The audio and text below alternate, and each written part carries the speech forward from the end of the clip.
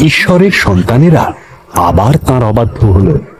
তাই ঈশ্বর ফিলিস্তিনিদের অধিকার দিলেন তাদের উপর 40 বছর ধরে রাজত্ব করবার।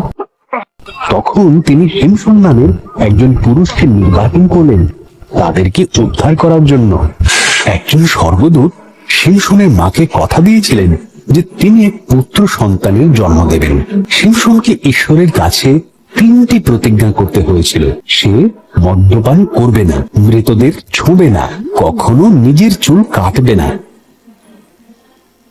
ঈশ্বর শিমশনকে অত্যন্ত শক্তিশালী করে তুললেন। তিনি একটি সিংহকে হত্যা করলেন এবং মৌমাছিরা সেই মৃত সিংহের গায়ে মধু তৈরি করল। শিমশন সেই মৃত সিংহটিকে স্পর্শ করলেন এবং ঈশ্বরের কাছে করা প্রতিজ্ঞাগুলির মধ্যে একটি প্রতিজ্ঞা ভঙ্গ করলেন। এমনকি তিনি সেই মধুও খেলেন। দলিলা নামক এক মহিলার প্রেমে পড়লেন শিমশন। কেন শিমশন এত শক্তিশালী সেটা খুঁজে বের করার জন্য পলেস্তীয়রা দলিলাকে প্রচুর অর্থ দেবার আশ্বাস দিল।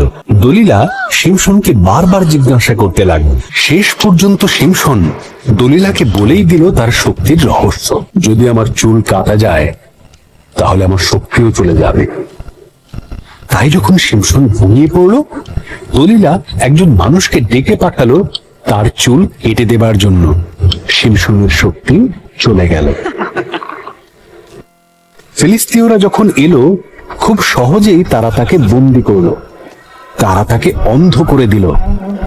তারপর তারা শিমশনকে কারাগারে বন্দী করলো এবং তাকে দিয়ে ভারী ভারী পাথর টানার কাজ করাতে লাগলো। ধীরে ধীরে শিমশনের চুল পূর্বের অবস্থায় ফিরে এলো। ফিলিস্তীয়রা শিমশনকে তাদের মন্দিরে নিয়ে এলো তাদের মিথ্যা দেবতা দাগনকে ধন্যবাদ দেবার জন্য। যেহেতু তারা শিমশনকে পরাজিত করতে পেরেছে, শিমশন শেষবারের মতো ঈশ্বরের কাছে তার শক্তি ফেরত চাইল। শিমশন 2টি থামের মধ্যেখানে দাঁড়ালেন এবং তাতে ধাক্কা মারলেন। মন্দিরটি ভেঙে পড়ল। সমস্ত ফিলিস্তীয়রা মারা গেল এবং সঙ্গে শিমশনও। শিমশন তার প্রতিশ্রুতি রাখেনি, কিন্তু ঈশ্বর রাখলেন।